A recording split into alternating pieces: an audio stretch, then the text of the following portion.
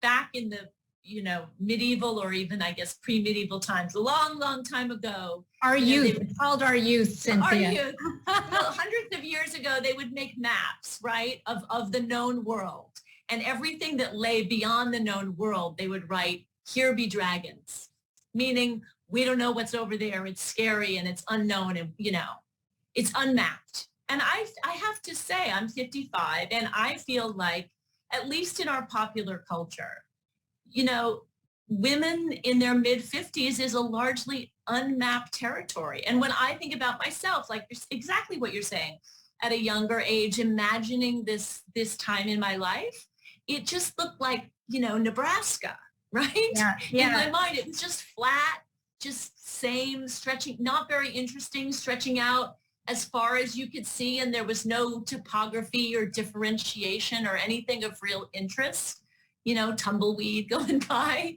And now that I'm here, it's an incredibly vibrant, exciting time of life. And, I'm really excited about getting to play someone who is my age. I'm particularly getting to play a character that I'm so attached to and identified with at this time of life, and show all of the things that can happen. I mean, I think, the title "And Just Like That" is so open-ended. It could mean a million different things. But I think, to me, what it means is your life seems the same for a long time, and then something will happen. And in just a moment, everything will get turned on its head, whether it's in ways that you've always dreamed of, or whether it's in ways that are just your worst nightmare come true.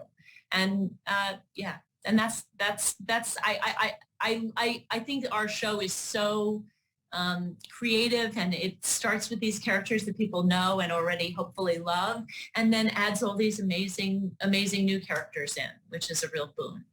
Well, it's one of the reasons we did a 50 over 50 list, is to talk about the innovation and entrepreneurship and everything that comes after 50 with many women. One of my favorite series is this Michael Apted 7 Up, where every 7 years they'd visit the same group of British kids. I'm starting to think that way about Sex and the City. Could you imagine, like, how far does this go? Can we see an 85-year-old Miranda? Do you think, like, fantastic? Do you look forward to that? Who knows? Who knows? I never thought we would be here. And now that we're here, I'm thrilled out of my mind. So who knows?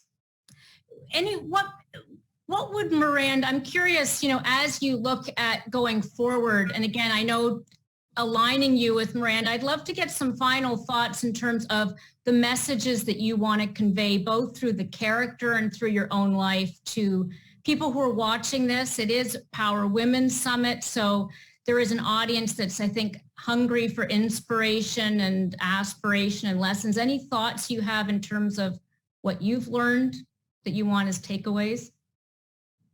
I think it's a very exciting time of life. And I think, of course, when you're in perimenopause and there are all these hormonal changes, and there's some horrible parts to it, but there are some wonderful parts of it too. And I think of it as almost like a second adolescence, but a more not so out of control one, but one where you get, if you've been raising children, you're kind of nearing the end of that. If you've had a career for a long time, you're either maybe reaching a real, peak in that, or like Miranda saying to yourself, I've done this for a long time and I want to try something new.